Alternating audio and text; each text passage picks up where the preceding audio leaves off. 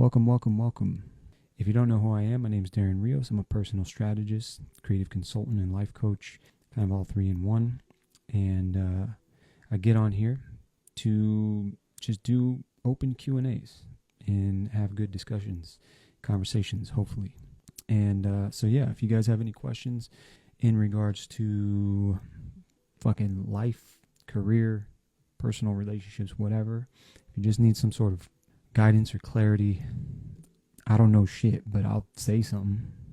So feel free. Let's get into it. Should I become a life coach? Do you want to? And why do you want to? I think a lot of people get into life coaching because they think it's about they hide behind this mask of I like to empower people. But in reality, they like to empower themselves by trying to act like they are superior to another human being and they can give them advice or it's not, don't do it. And so that's not everybody, there are people that I know that are life coaches that I have worked with their clients after them where they're like, it was a complete waste of money. They didn't know what they were doing. I felt like I was talking to a robot. They had no relatable experience. And so it just sounded like they just wanted to be a life coach because it sounds like easy money. So I like listening to people. So that's the thing. It's like you like to listen to people and being there for them. That's cool. And helping them. However, liking to listen to people and knowing how to listen to people are two very different things. And what I mean by that is it takes a level of life experience to be able to truly hear what people are saying when they're talking. And so if you don't have that experience, you approach situations with naivety, whatever you want to, or however you pronounce it, and you miss opportunity. And so what happens is when somebody's talking, you're hearing what they're saying, but you're not, or you're listening to what they're saying, but you're not hearing what they're saying. And so in order to do that, an individual must come to a certain level of terms with themselves that they can hear things that aren't being said, but are being translated or communicated. And so in coaching, if you want to be a coach, and these are skills that you develop as you do this. And so at first, you're just kind of navigating how to really hear people and seeing if you're actually hearing them based off of their feedback, right? And so what I would say, if you want to be a life coach, go out and coach 5 people or more for free for a short period of time. Say 1 month, right? Do this with 5 people and get feedback to know whether you're actually effective or not. And so if you can do that and you really feel like you got something and you're not burnt out or whatever, or you're not just trying to save people, then maybe you should get into it. They say you'd be great. Yeah, so look into it, and you can take a cheap online course, at your own pace on how to be a life coach or whatever. And you can do it, and you can, take what you want from it, and that's it. How do you become one? I would say take a course first, and then you just start telling people what you do. And the reason I say take a course is because it'll show you the basics, and then you can riff from there. Stephanie, you're very welcome. Thank you. Appreciate you. How do you become one? Yeah. So like I said before, being a good listener isn't always the same as knowing how to hear what people are saying. The worst part of being a life coach, just the admin stuff. I hate handling any financial stuff or any of the admin stuff. I hate it. Self-promotion, I hate it. But I understand that I have to do it. And there's nothing wrong with promoting yourself. What brought you to this?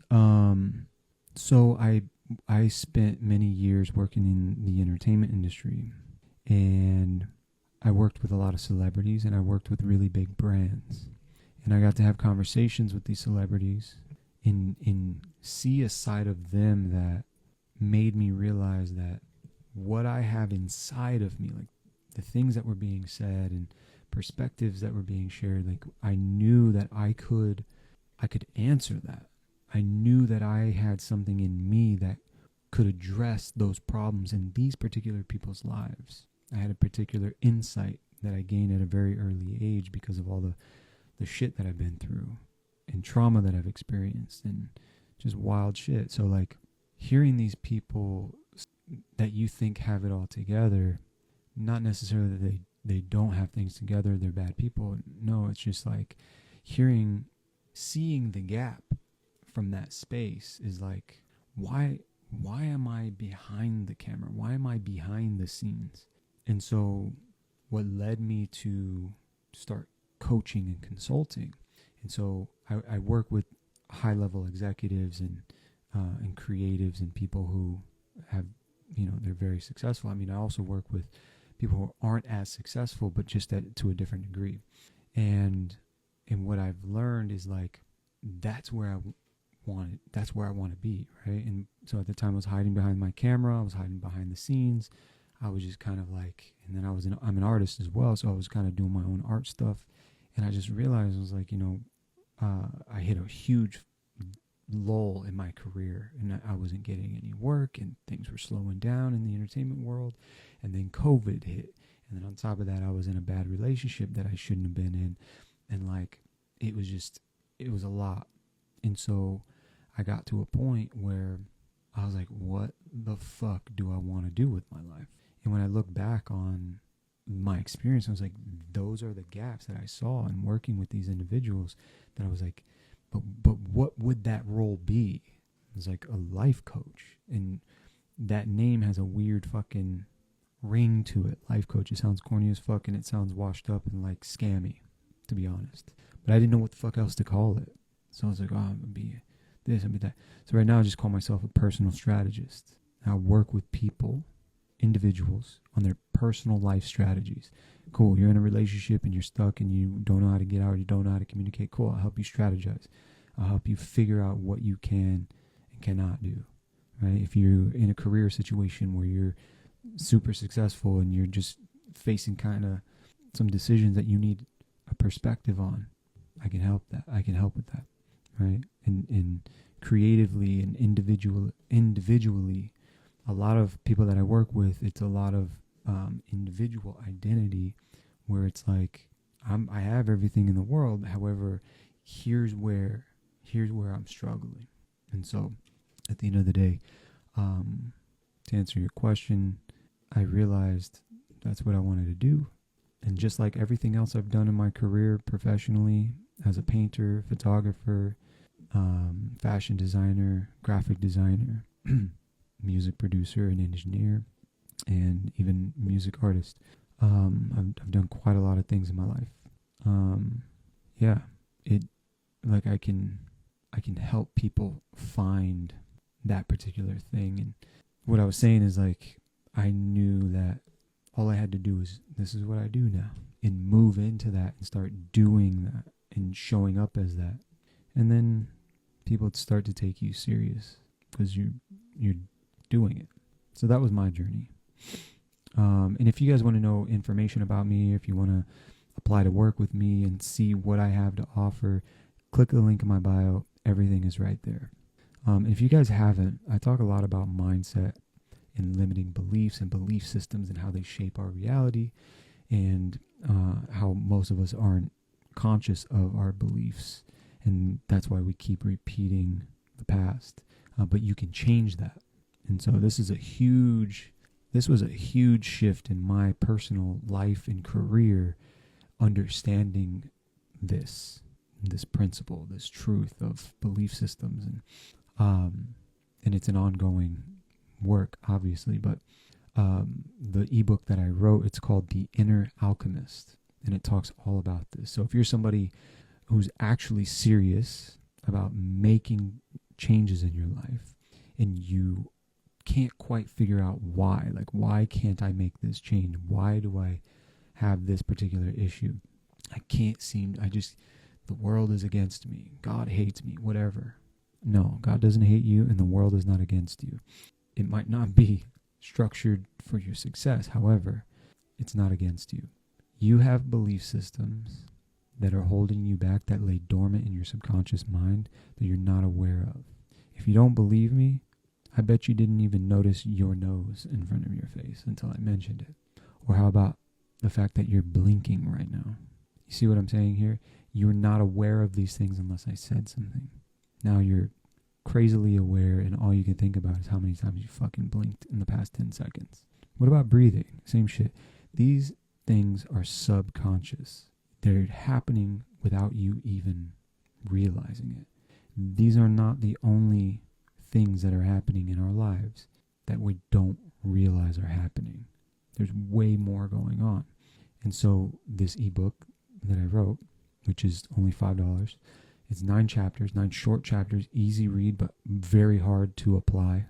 But if you do, it'll change your life. I guarantee it. I'll give you your fucking $5 back. I don't know. There's no way to gauge it. But if you're not aware of these beliefs, you keep repeating history, calling it fate. Maybe to a deficit. I know. You just have to. Here's what I do when people do that shit. Like, oh, you're blinking. I'm like, fuck. No, I'm blinking. No, I can't stop blinking. Fuck. I just recognize that I'm hyper aware of it, and I laugh about it, and then I just start thinking about something else. I don't know. Let it go. This takes practice, though.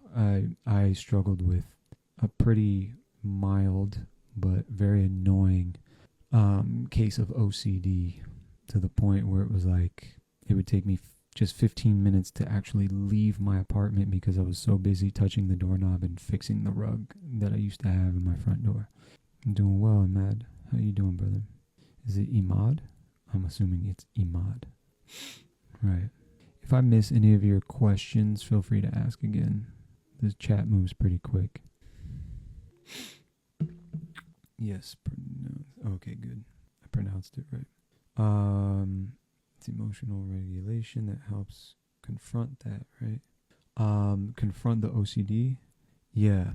So I've just gotten to a point where it's like I'm just tired of it, to be honest. Like the way that it would affect me, and it would dictate my whole day, like impending doom if I don't fucking touch the doorknob 7 times and then blink twice and, fucking fix my doormat perfectly symmetrical, because if not, then, and I'm just like, this is a fucking hellhole. And I was like, and I don't know, man, I just got to a point where it's like, shut the fuck up. Like, I'd have to tell my brain to shut the fuck up. Shut up. And it does, because I'm the one in control, not my brain, right? When it comes to conscious thought and like anything that has to do with thought patterns, I can reshape that. I'm trying to overcome my OCD is a major issue depending on how bad it is. I'm trying to overcome my OCD issues. Yeah, I mean, some people have it to like really bad.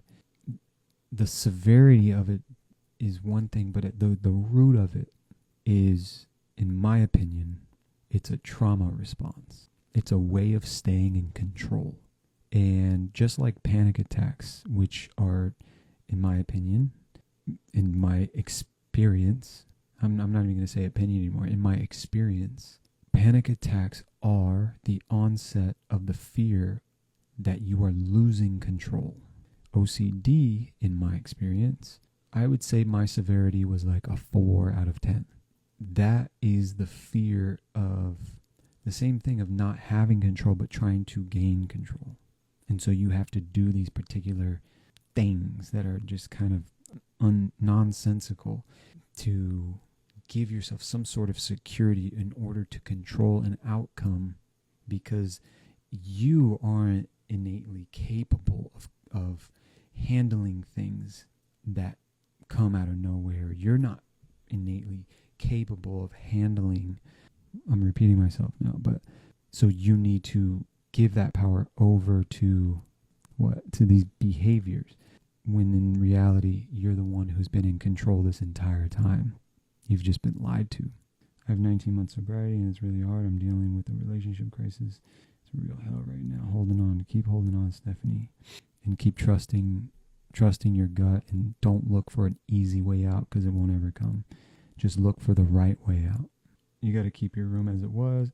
I think that could be a form of OCD, but also a preference, to be honest. Like cleanliness. I think it really becomes a problem when it interrupts your behaviors, right? And you become like you're late for work already, or you're about to be late, and you become late because you had to touch the stove knob 7 times before you left the house just to make sure it's off, because what if the 6th time you touch it and you accidentally turned it on? That's unhealthy. It's irrational. What's something you're struggling with right now? Explaining these answers. I'm just kidding. Personally, one of my biggest struggles has been in my whole life this fear of rejection. The fear of rejection has rooted itself in me like very deeply, like to the point where it's like my identity was found in, like I was rejection, right? And so I was this self-fulfilling prophecy. However, I knew I was made for something more. I knew I had more to give this world. I knew I could achieve particular things if I just fucking like tried. And I did. And then I had levels of success that were just like the most rare experience in the entire world. Like less than 0.001% of the entire world's population will ever get to do what I did and work with the people I got to work with on the projects that I got to work on at the capacity that I got to work. And it was literally just me. And so at the end of the day, I was in conflict for so many years because it's like, I know I have more to give, but and I developed this entitlement, which was a protection, it's a safety mechanism to keep me from being rejected, because it was like, well, they should just give it to me because I'm that good. And the truth is, no, they fucking shouldn't. The world doesn't owe you shit. And if you don't ask, you'll never fucking know. But it was my way of protecting myself. And this was a very, very, very difficult truth to come to terms with, when I had to look back on all of my success and all of my failures and then be honest with myself and say, you think people are going to just come out of the woodwork and just give it to you, Darren?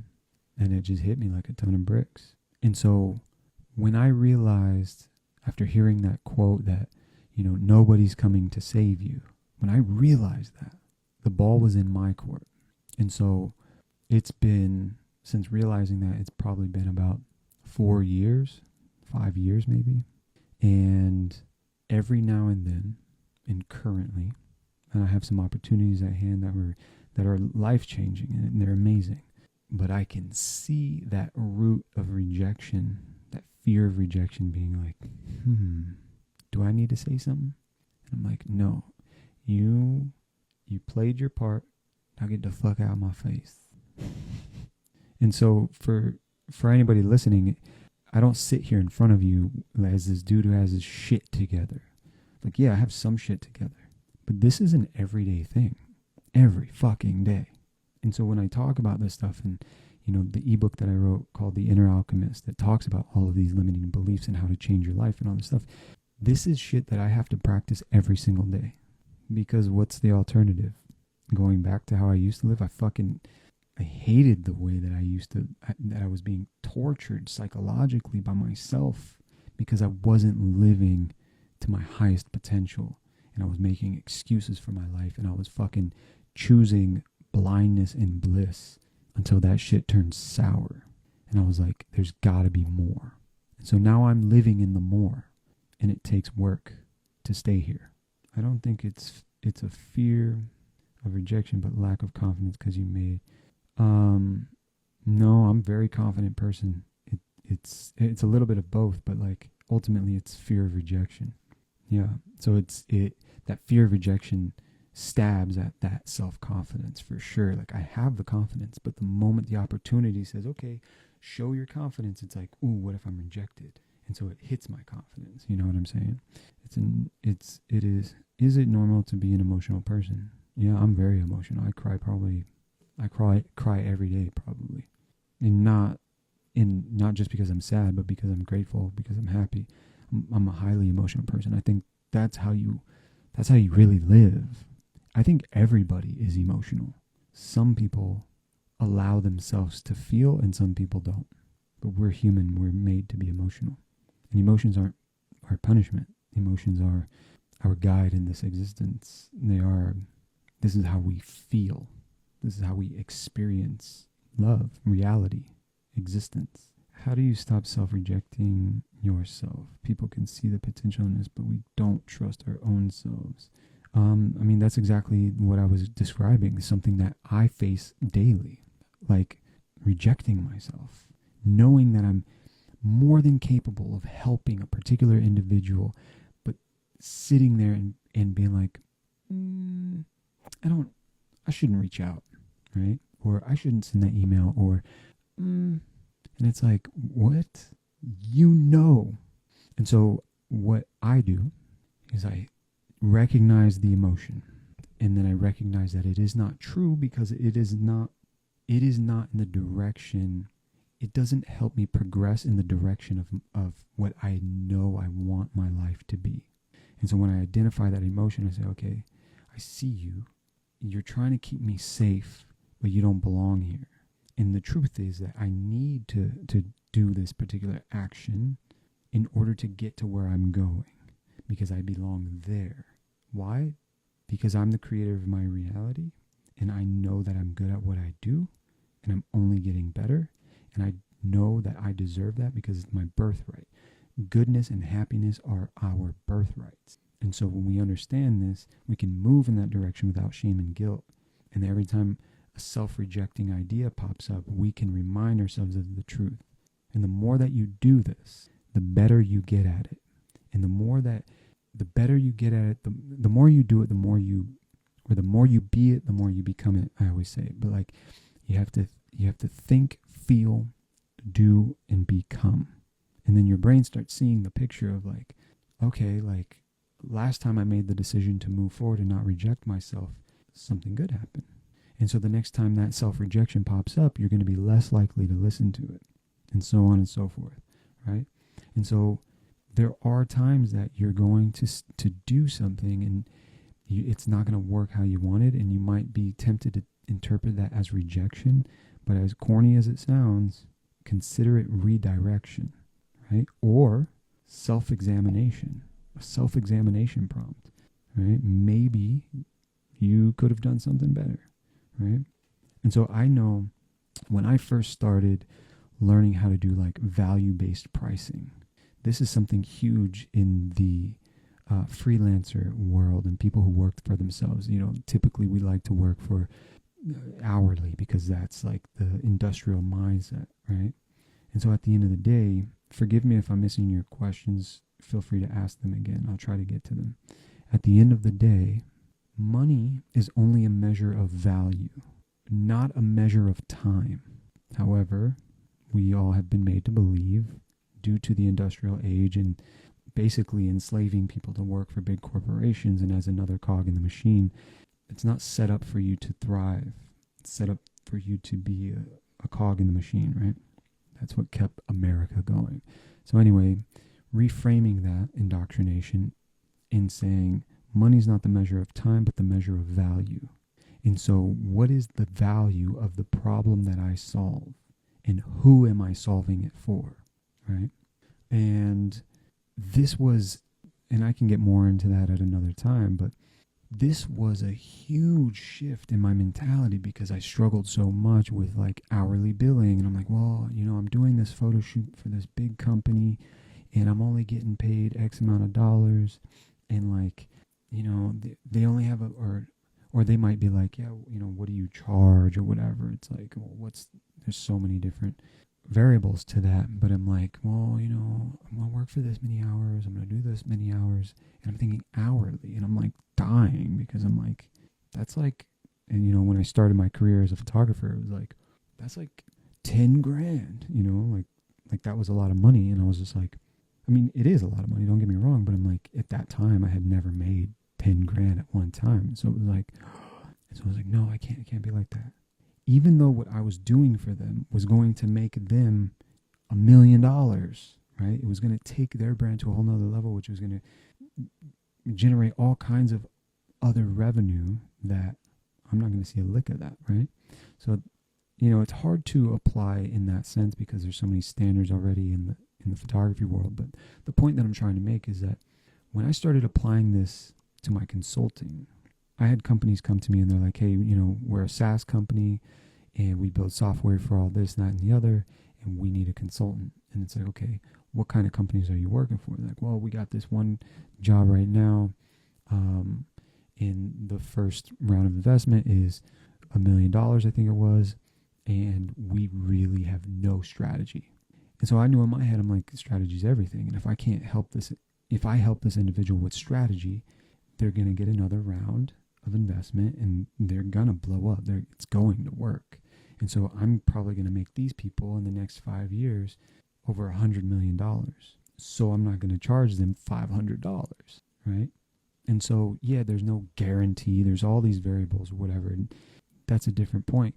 But it's like the strategies that I have are proven strategies for other brands. It's like you're not just taking a shot in the dark when it comes to me and what I do. So like at the end of the day, I was like, okay, cool. Let's agree on 2%, right? Can we agree on like a percentage? So it's like 2% or something like that. I didn't know what the fuck I was doing. I understood it to a degree. I understood that it made sense, but I never knew how to apply this in business because I had never done it. I was too busy charging hourly. So this is where I fucked up. And this is where when you set out to stop rejecting yourself and start taking risks, you're going to make mistakes, but you have to make these mistakes and it will feel like it is the last fucking mistake you could have ever made. And there's never going to be a fucking opportunity like this again and you fucked it all up. That's not true. It's going to feel like that. It's not true. You just have to keep going. You just have to keep going, right? And so the way I fucked it up is I said a percentage that was just outrageous. And I just gauged the whole conversation wrong. They didn't know who I was. They didn't know what I did in my past. All they heard was this big number and they're like, this guy's out the door. And fuck this guy. I don't even care anymore. Like, he sounds greedy. So I did it in a way that was like not tactful at all. Lesson learned. But when you're setting out to do things and take risks so that you can succeed in the times that you don't succeed, it is not a failure. It is a learning experience so that when you do succeed, you can sustain the success. Do you understand me? This is important for everybody to understand. When you are making decisions, right? When you are taking risks to succeed and not avoiding risk because you might fail, there will be times where you don't succeed at what you're trying to accomplish, but do not consider it failure. Consider it a lesson learned and make sure you learn that lesson because that is the lesson that you're going to need to sustain your success when it comes. Tattoo that on your forehead. I wish I knew that. I fucking wish I knew that early on. So, all right, let me see. What other questions do we have? Why is the world so fucked up? People have lost their connection to God. And they try to play God instead of, they try to live as God and not live with God. Well, I get mocked being emotional. Sorry to hear that, but it's not a weakness. It's a gift. Just learn how to manage your emotions, or else you will be a slave to them. And then being emotional sucks. Books you recommend: Psycho-Cybernetics and The Four Agreements. Yeah. How to find balance in empathy so I don't keep putting myself out trying to care for everybody around me. Be more empathetic towards you than you are anyone else. Even if it makes you feel bad. Because the truth is, if you're not loving yourself and your cup is not full, how the fuck are you going to help anyone else? If you're barely keeping afloat and you're drowning, how the fuck are you going to help anybody else swim? You can barely breathe. Get your ass up on the fucking boat, grab a life raft, and throw that shit down. Stop sacrificing yourself for the sake of someone else's success. No, you're not doing anybody a fucking favor, because here's what's going to happen. You're going to sink and drown, and yeah, they might get 10 feet ahead of you, but guess what? They still don't have what the fuck they need, and they're going to drown. Don't do that. You didn't want to invent something and sell for millions? Oh, dude, I have ideas. You have no idea. I'm a fucking idea machine. It's insane. And that's the thing. It's like, anyway, thinking about talking to investors and sharing my ideas and sharing these things, it's like, yeah. And so it's not even just to make millions. Like, that's nice and all, but it's like to provide freedom for the life that I want to live and my family, and, you know, and also to build brands and execute on my ideas. It's like, hell yeah, I still want to do all that stuff. Because at my heart, I'm an artist. I'm an artist. But my nature is human. And so as an artist, I create. As a human, I connect. And so if I can build my career around connecting and helping people connect with themselves and others, then that will make room for my creativity and to express freely and live wholeheartedly. Because I was spending too much time trying to do it the other way around, to create and then connect. And, you know, maybe there's ways to do that. I don't know. It just wasn't working for me. And so I think I'm more alive when I'm doing the connecting. It's like you can buy a beautiful lamp, but it's when you turn it on. It needs to be placed somewhere to turn on, right? And so like my career as a consultant and a coach is like I'm being what I'm made to be. But when I'm working as a coach, when I'm working with people one-on-one, and I'm expressing myself as an artist and a creative, that's when I'm bright. That's when I'm shining. That's when I'm fulfilling. It's all in one, you know? So I love lamp. Okay, sorry. Okay, I gotta go, exhausted too. Would you say it's bad to lose people close to you if it means resulting in better outcomes for you and your future, even if... Yes. All right, I'm scrolling all the way down to the bottom. Sorry, guys, I'm way behind. What's the latest question? Hey, how are you? Good. What happens when I've hit all my goals? I've been at very lows and highs, yet nothing gives me drive anymore. It truly feels like I've gone cold. In that sense, it sounds like you've lost your why. Why are you doing any of it? And if your why isn't strong enough, you'll feel weak, because your why is the back that you ride on that sustains everything. Your why is the back that holds the world of your purpose. And if you don't have a strong why, your world will feel empty. There will be a void there. It'll be meaningless. Nothing will be held. Everything will feel fleeting and weak and like you're losing everything. Meaningless, essentially. How to know, I don't know if that answered your question, but how to know that you have found the right person for you. I'm glad you guys got that I love lamp joke. So, me and my wife are 10 years apart, and she doesn't get some jokes that I say because apparently 10 years is a fucking big ass leap. She laughs anyways because she's so kind. But now I think every time I say a joke, I'm like, are people gonna get that? But I forget my audience is actually like my age and a little bit older. Actually, no, my audience is like, no, it's like, I think it's like 35 to 45. I don't fucking know. I don't remember. Anyway, what about your X-axis? What do you mean? If you guys are truly interested in what I'm talking about, limiting beliefs, belief systems in general, and how they run your everyday life and create the reality that you live in, that you call your life, check out, just download my ebook. It's $5. It's totally free, but $5. Just kidding. But look, don't waste your money if you're not serious. If you're just going to if you want to spend the $5, cool, I'll take your money. I don't care. I'll buy a latte or something. Just kidding. I don't drink lattes. Tacos. I'll buy a taco. But take it serious. If you take it serious, if you read through this and you apply these practices, there's like inner child work in there, there's prompts, there's practices that you can do that'll help you dig deep and help you unveil some heavy shit that has been holding you back and help you reshape that to beliefs that will help you versus hinder you. If you're serious about it, check it out. Anyway, the link is in my bio. Just hit that link. It's called The Inner Alchemist. Good to know. Thank you. But what if... Hold on. Whoops. But what if that's why is gone now and just feel disconnected from like everything, yourself, your family, your friends, reality as a whole? I'm not sure. I'm not exactly sure what you're asking. But what if that's why is gone now? Can you say that again? Does the universe conspire for us?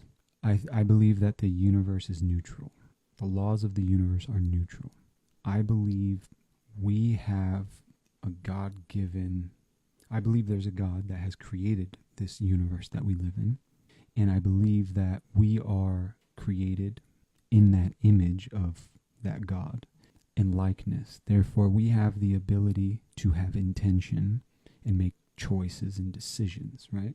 Because God is love and love is freedom, not control, we are able to set intention within the laws of the universe that if our intention is this way, then the laws of the universe will move that way. If our intention is this way, the universe will move you in the direction of your beliefs, of your intentions.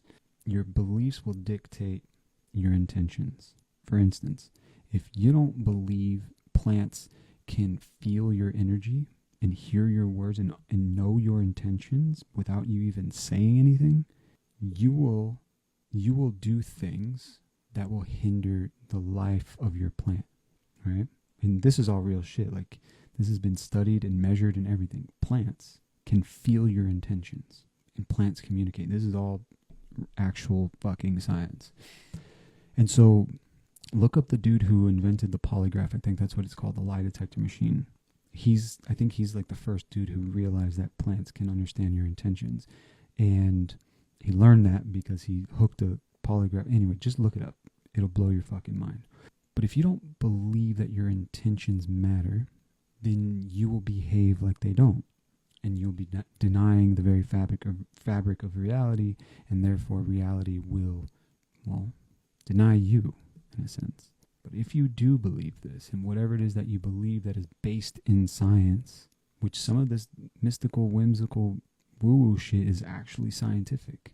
And so if you do this research, you understand the brain, you understand, I would even say, look in the Bible, like the actual scriptures in the Bible and the shit that they were saying and all the fulfilled prophecies.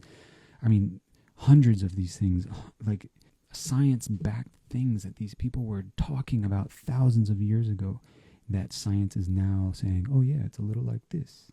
And so at the end of the day, when you understand this, you can understand that there's something more going on and that there's obviously laws in place that they're neutral. It's like a gift for us to use. And we utilize the laws of the universe by understanding how they work. So, yes, this live will be available for playback as soon as I'm done, both here on Instagram and on YouTube.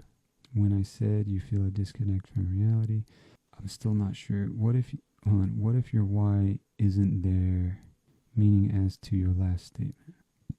I'm not sure. I'm not sure what you're asking still.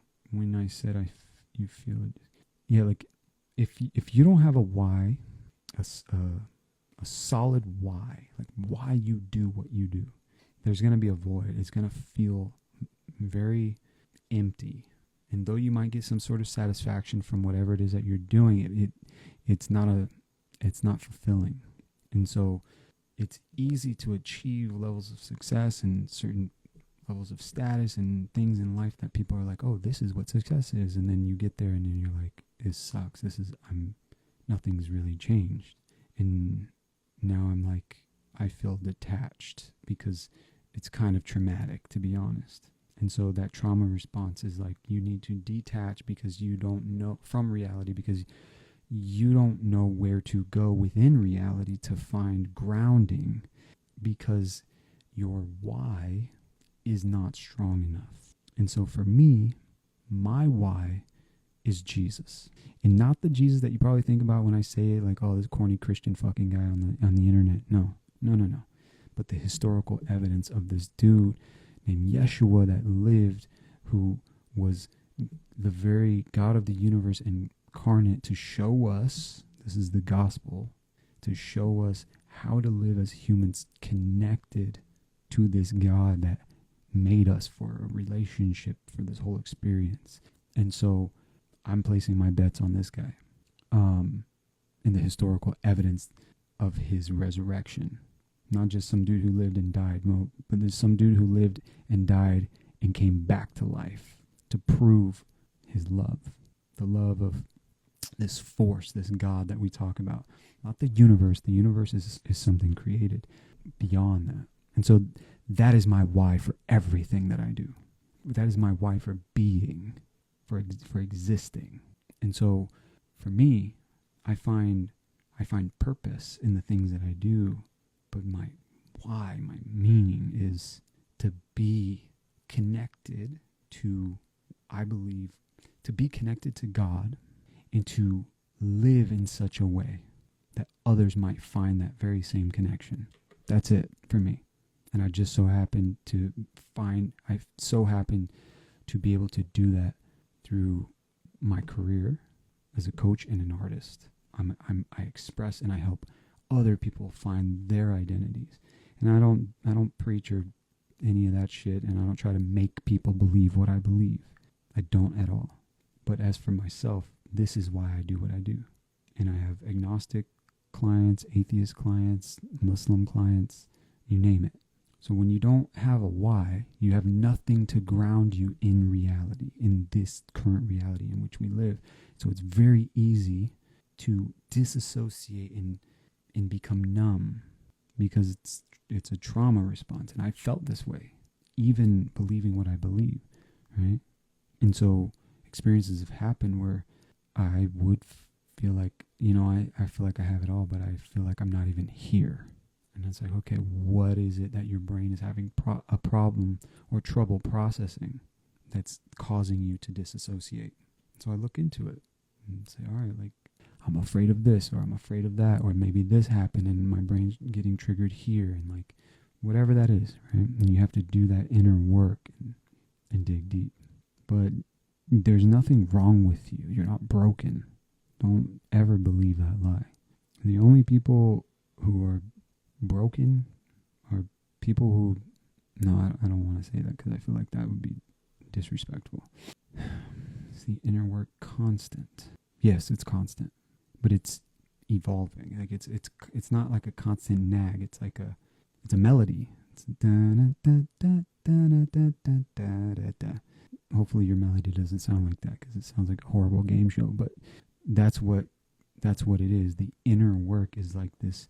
It's melodic, and a lot of times we don't want to do it because like, oh my God, it's going to be tedious and just repetitive over and over. Got to keep repeating. No, because if you're doing the true inner work, it's like, oh, I'm facing this challenge.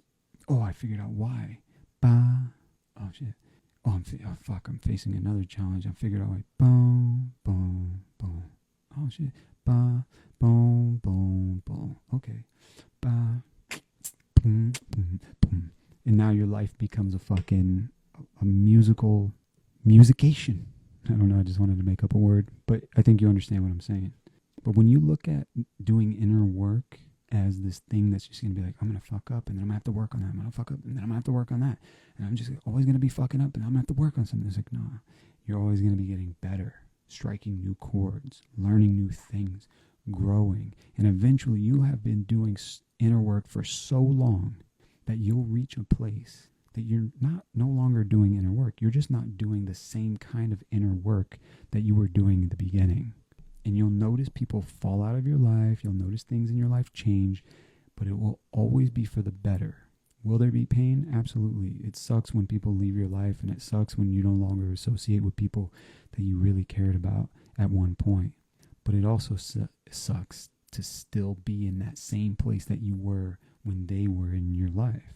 It's like when you get with somebody and like you guys are best friends, and then you're just hanging out all the time, everything's great, and then you start waking up realizing, man, they did real negative. You start learning things about yourself and how you want to be, and then it starts showing you how they're not that anymore, and then you're like, fuck, like I'm kind of like over here now. And like they're like, dude, where are you going? Like, what are you on, some self-help shit? And you're like, yeah, well, yeah, but like I also don't like gossiping every time we hang out. It's like, we're not gossiping, dude, we're just da-da-da-da-da. But like, you know, in your gut, like that shit ain't working. And then some other shit like you're going through, like you're doing inner work, and then you realize some shit and you're growing, and then they're refusing to grow and do any inner work, and then you grow and you do more inner work and you grow it, and eventually they're like, and you think you're better than us, and then you're like, no, no, and then you kind of feel bad because they're at a different place than you, at a lower frequency, and so you feel like, am I looking down on them? And at first you might even act like it. Some people do, some people don't. But you like, do I think I'm better than them? Is something wrong with me? And then you start realizing, no, I'm just not there anymore. I don't think the way that I used to think when I used to hang out with them. So when I try to come back down here, it's like a magnet, you know, the repelling side of a magnet. It's like, yeah, I can do it, but like, it's not okay. It's not right. It doesn't fit. There's something wrong here. And I know it's not me. Because if it was, I have been doing the inner work to realize if it was me. Because I do that all around my life here. And the truth is, in most cases, when you lose people in your life because of your growth and their stagnation, you feel bad about it at first. And of course, you don't go back and be like, you're stagnant and you don't want to grow and you're whack and I don't fuck with your vibes anymore. Of course not. No, like fucking pray for them or something, you know? And like you can associate with them here and again, like, but you have to know your limits. You have to know how long you can hang out with them, what kind of conversations you can have, what to expect in conversations, so on and so forth. But it can be a very difficult thing. But whatever you do, do not avoid growth because other people refuse to grow. Do not avoid growth just because other people you care about in your life are choosing stagnation. Don't do that. True friends get inspired. That's when magic happens sometimes. I love the sometimes. Because at the end of the day, true friends will support you and they'll notice your growth and they'll congratulate you and they will praise that in you. If the people you call friends are reluctant to praise you when you succeed at something, you might want to reconsider their title in your life. People don't usually like it when you win more than they do, especially if you're winning at something that they always wanted to do but have been too afraid to do themselves. They particularly don't like that. And so, I mean, I've had situations where that was the case. And it's just like, God, your motives are so fucking clear. Bro, I'm at my lowest. Please, some advice. Learn where you're at. Here's the thing. When we hit a rock bottom, it's usually filled with all the reasons why we hit that rock bottom. You see, when you're not at rock bottom, you're standing, you're good, like the floor on you is great, and you're taking things in life and you're stacking them on all around you. And then when you hit rock bottom, what happens is all that shit caves in. Bam. And you fall and you fucking smack the floor. And it's messy and nasty and dirty and painful and dark. So what you need to do, instead of sitting there moping and fucking crying, yes, cry. Crying is good for you. It sucks. It hurts. Get it all out of your system. But what you need to do, instead of just staying there and being a fucking victim and being like, oh, what the fuck did I get? Oh, I guess this is my life. I'm such a fucking failure. And just beating yourself up. No. Maybe for like 5 minutes, okay? Because we all do. But don't fucking stay there. Here's what you need to do. You need to get up, let your eyes adjust, and you need to look around you and say, what caused me to have this fall? Look around you. because it's all the heavy shit that you shouldn't have been carrying that brought you there, that made you the floor give way from under you, that led you to a rock bottom. But if you don't pay attention to that shit, you will constantly play victim, screaming for help, and you'll just keep repeating that shit. And yeah, somebody might throw you a fucking rope and enable you and bring you out of that hole, and then you're gonna be like, great, and guess what? You're gonna do it all again because you didn't learn what caused you to be in that dark place in the first place. So it's imperative to look around you, and it's not going to be easy. It's going to require you to take 1,010% responsibility for your life and the reason you are where you are, and say, okay, what can I do now? What got me here? Was it me people pleasing all the time? Was it me trying to get into a relationship because I was avoiding my emotions? Was it like, what is it? What is it? Why am I here again? Well, fucking look at your fucking actions. What have you been doing? And be so, this is the problem with most people, is that they want to be brutally honest with everyone else except themselves. They'll just kind of be vaguely honest with themselves. But unless you are brutally honest with yourself, with grace, with understanding, with compassion, with no judgment, that's the first step to getting out of a dark place. Because the fact of the matter is, you most likely got yourself there. Now, I'm not speaking for people who are in a dark place because they lost a loved one or, something catastrophic happened. That's a completely different story. I'm talking about people that have just made poor decisions their life and refuse to acknowledge those poor decisions and just think like, well, I was doing my best. Okay, yeah, that doesn't mean that your best wasn't a poor decision. I've done my best and I've hurt people before. That doesn't fucking matter. It's like, obviously your best was a poor decision because look where you're at. So it's very hard. That is a very hard thing to come to terms with. It's a very hard thing to understand. I hope you find that peace. This is coming from somebody who has been in some very dark places. And it wasn't until I looked at myself and thought, God damn, this is all my fault. And let me rephrase that. God damn, this is my fault and my responsibility. Because some of the things weren't my fault. Like my dad getting with a woman after my mom left him who abused the fuck out of me for like 20 years. That wasn't my fault.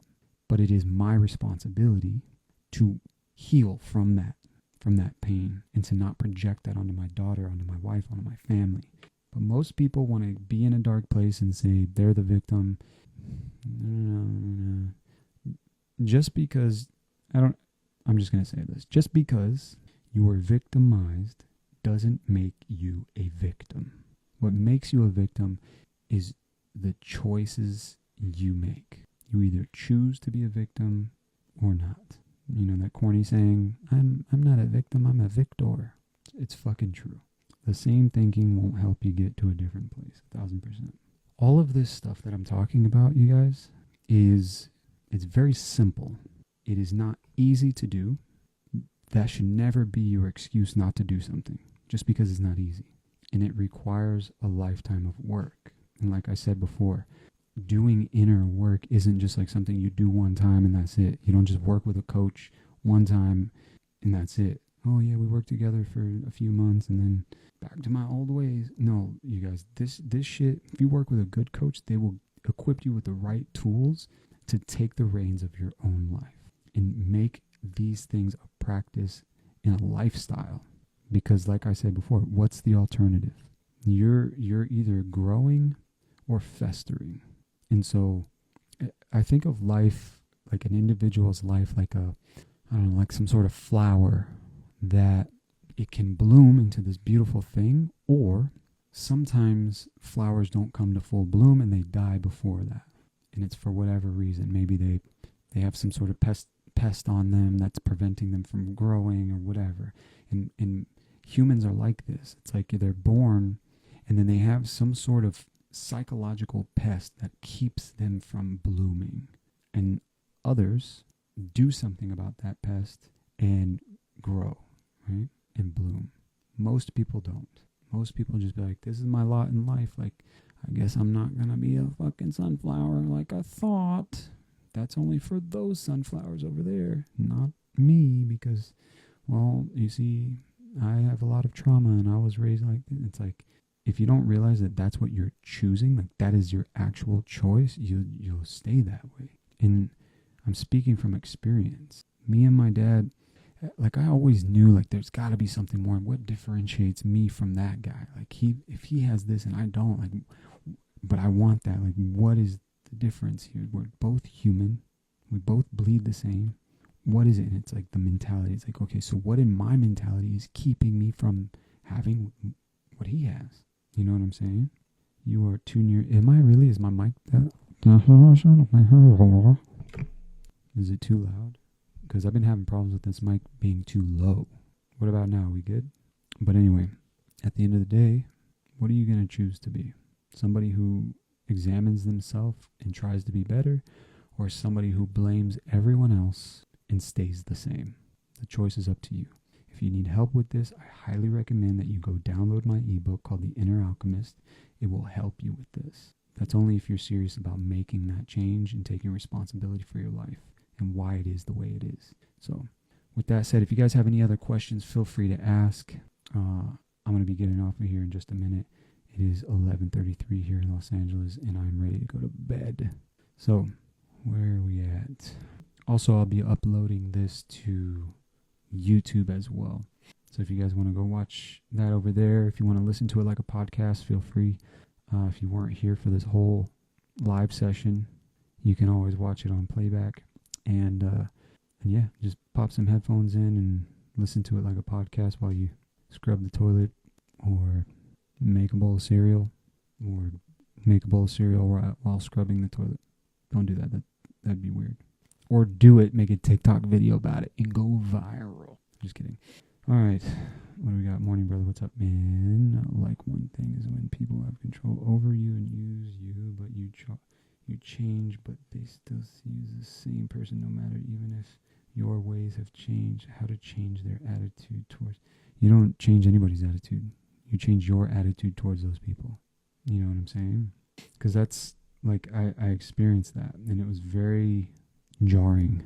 I hadn't hung out with my old friends in like over 2 years, and I had done so much inner work where it was like I was not the same person. I ended a 7-year relationship that was absolutely devastating for me, and then shortly after, I found out one of my best friends died, and then shortly after that, or before that, I had no money, I had no following, I had no opportunities. I was dead in the fucking water. And I got myself through all of this shit. Me and a couple of my friends. I had maybe like 2 or 3 friends that I could call. And I was at the lowest place in my life. And I get through it, and I see all these old friends that had no idea what I was going through. And like, you know, yeah, I could be like, oh, they could have reached out, but like I could have reached out too, you know? But I didn't, but whatever. And then I see them years later, and then like they're still talking to me like I'm that same person. And then I start noticing things that they're saying in conversation, how rude it is, and just like dismissive and insecure. And I'm like seeing all of these things that are happening, and I'm just like, how do I deal with this? I want nothing to do with this. And I felt sad because it was like, dang, some of my friends, my old friends, they're still repeating the same fucking shit over and over again. And it's been so many years. And then I'm like, do I think I'm better than them? Like, you know? And I was like, no. And it's just that I didn't understand I didn't know how to approach that, right? So when you start doing work on yourself and you start changing and growing, there is going to be a massive disconnect between you and most people. And that's okay.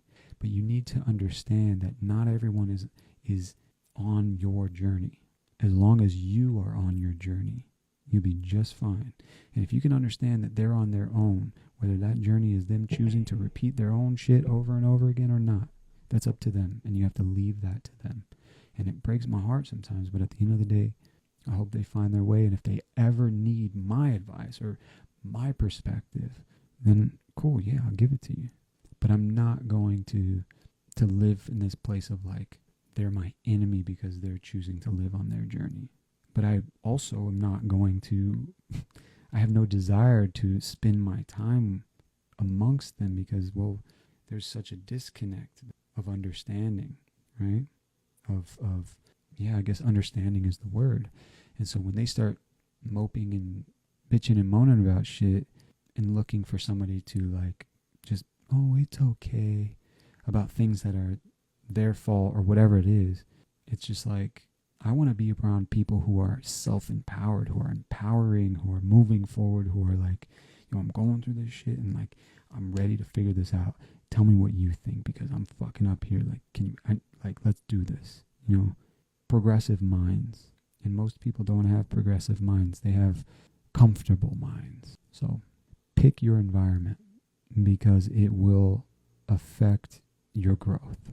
You can only grow to the extent of the health of your environment.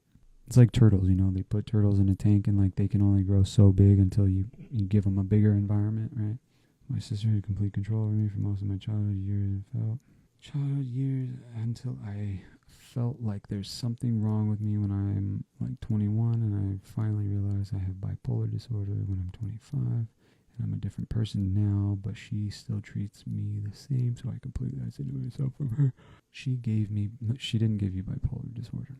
Bipolar, nobody can give you bipolar. It is a byproduct of trauma or some sort of other chemical imbalance due to childhood. And my experience with it, not personally, but observationally, and very close friends and people that I've known and worked with, it is traumatic. It is a trauma response. It is a way to manage your reality to a degree, or the lack of that understanding. But the last thing you ever want to do is say, you made me feel this way, or you gave me this thing, unless it's an STD, then, well, at the end of the day, you kind of, unless they lied to you, you kind of chose. Let's be realistic. Let's take radical fucking responsibility for our lives, Very much easier said than done. However, be careful how you speak to yourself about yourself, because your subconscious mind takes everything literally. Don't believe me? Think about a lemon. Really visualize a lemon. Just don't even look at the screen anymore. Just pay attention to my voice and close your eyes and envision a lemon. Think about a lemon. Bright fucking juicy yellow lemon. And now imagine taking a huge bite out of that lemon, just straight through the skin. Just a huge bite right now. Most people that are normal, no, I'm just kidding. Most people will feel a sensation in their jaw, like a tingling sensation. Their mouth might water, some sort of sensation to something that is not even actually happening in this reality.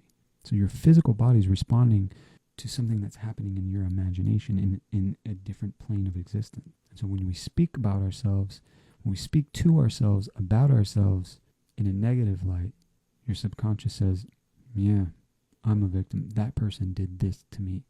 This did this and that and that. And I'm a victim.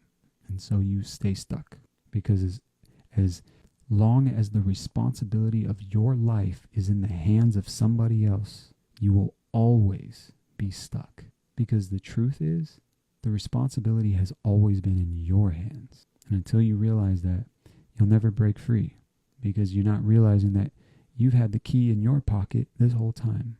And you've been spending all of this time pointing at the other person, being like, you stole my keys, just because you couldn't find them.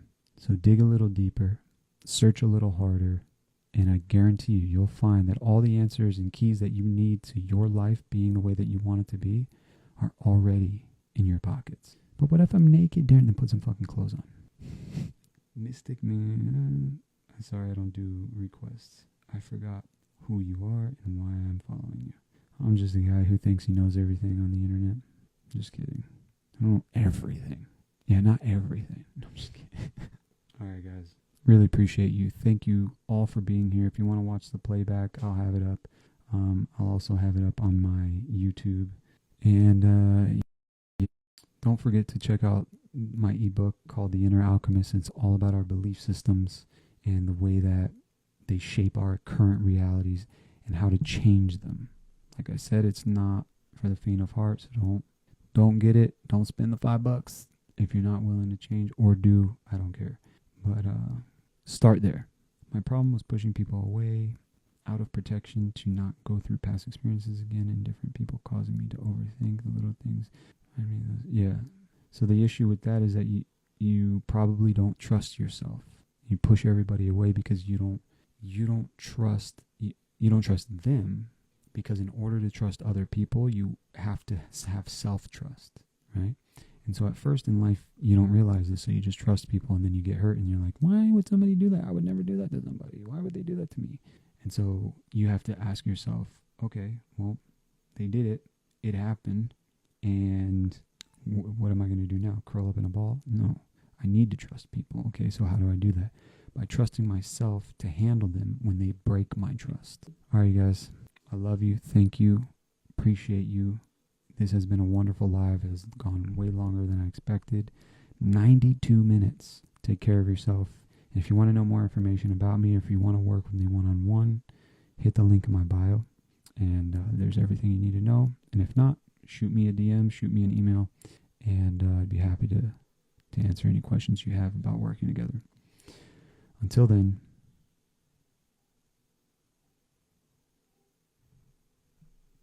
eat your vegetables.